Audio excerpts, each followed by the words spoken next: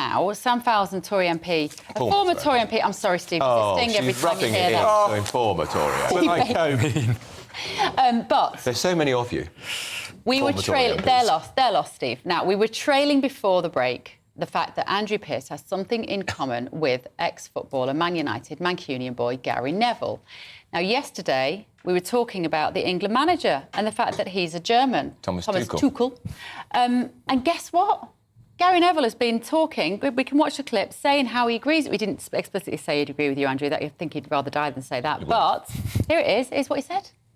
I'm shocked. I'll be honest with you, I'm shocked. I'm shocked tonight that England have appointed... I don't want this to be about Thomas Tuchel. It's nothing to do with Thomas Tuchel. I'm shocked tonight that England have appointed a international coach. I mean, listen, I just think a nation like England, you know, I think it's embarrassing that we as a nation are saying we need a foreign coach to make us successful.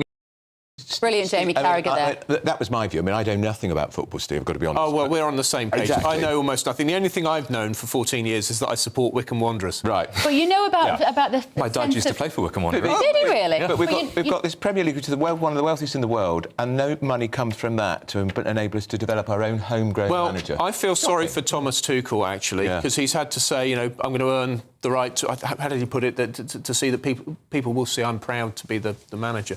I feel sorry for him, particularly when we beat Germany, because we must beat Germany, surely. Does it matter, Sam, that he's not English? I think in the sense that you've been talking about, yes, because it does say, look, we've got this, we're ploughing all of this money into the English game, and we need to be bringing up English coaches and developing English coaches.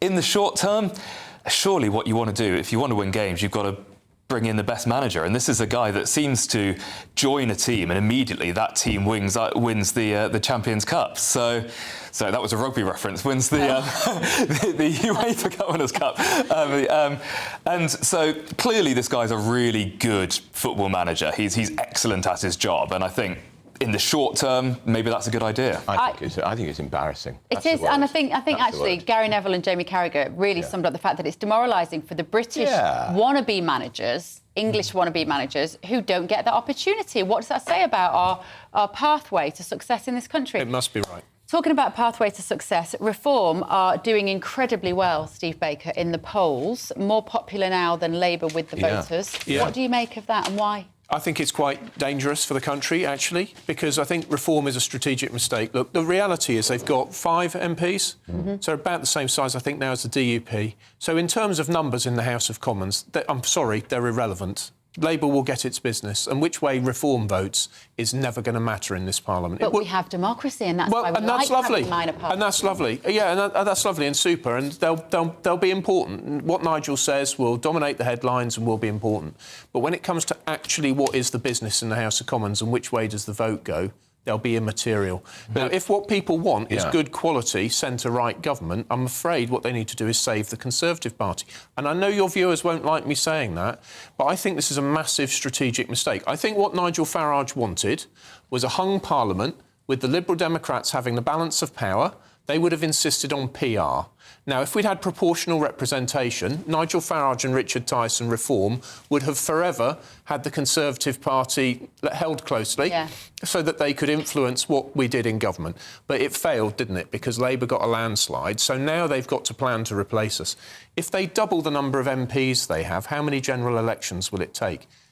It pushes it so far out into... But if 100 days in... Yeah, but if this poll is showing already that the country is looking at them in a different light. Yeah. More positively, partly because of the negatives for Keir Starmer. Yeah. I mean, they're in second place in 100 Labour seats, Steve. They could win those seats. Yeah. Well, I hope they do beat Labour. But the problem is, suppose that Reform did become a party of government. Have a look at what the Institute for Fiscal Studies said about what their fiscal pledges. It was totally unrealistic. It was fantasy. Yeah. And this is the problem, is that any political party that's just a protest party can engage in fantasy politics, and that will always be attractive to people. But they have to start as a protest party, Sam Fowles, and then go from there. They have to start somewhere.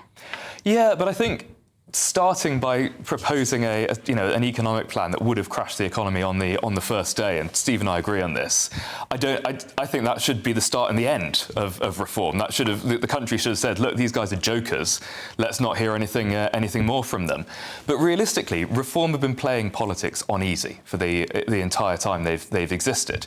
You know, they have got constant favourable coverage, well above their actual appeal to their original appeal to the nation. Nigel Farage getting constant favourable coverage. He's public enemy number one in the mainstream media. Yeah, well, look, the mainstream media, the BBC particularly, was Nigel Farage's biggest cheerleader. I mean, he was on Question Time. There was a period when he was on Question Time more often than anyone except David Dimbleby. And heckled by the audience the whole way through. He was given this platform when he was realistically a total nobody and was able to repeatedly just establish himself in politics. But he got Brexit. Brexit, the biggest political movement in our lifetime, was because of Nigel Farage.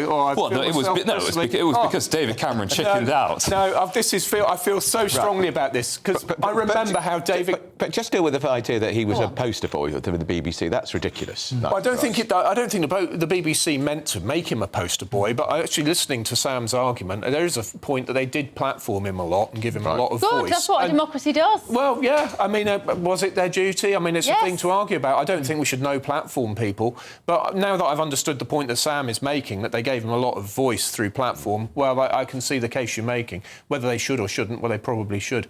But yeah, I mean, delivering Brexit. Oh yeah, delivering Brexit. Why are you bristling? I bristle because was it you? No, it was Conservative MPs. Look, David Cameron did not expect to win the 2015 general election. No. The reason that they agreed to have a referendum was because 81 Conservative MPs went through the voting lobbies for it, a vote which I whipped. Yeah. And that made it impossible for David Cameron to refuse. If he'd had 81 MPs in outright rebellion constantly, because he'd refused to give us that referendum, it would never have happened. So do you wish you got more credit for Brexit than Farage? No, I think I've got enough that people hate me roundly already. The truth is that lots of us contributed to it, for good or ill.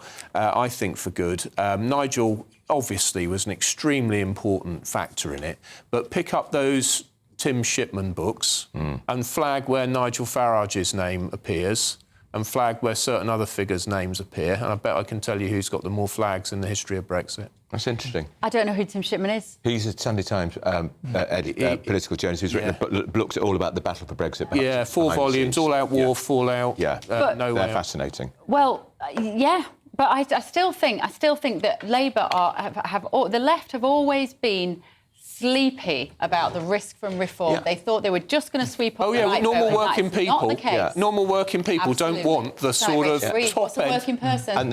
People the communities that I came from. My dad was a building site carpenter.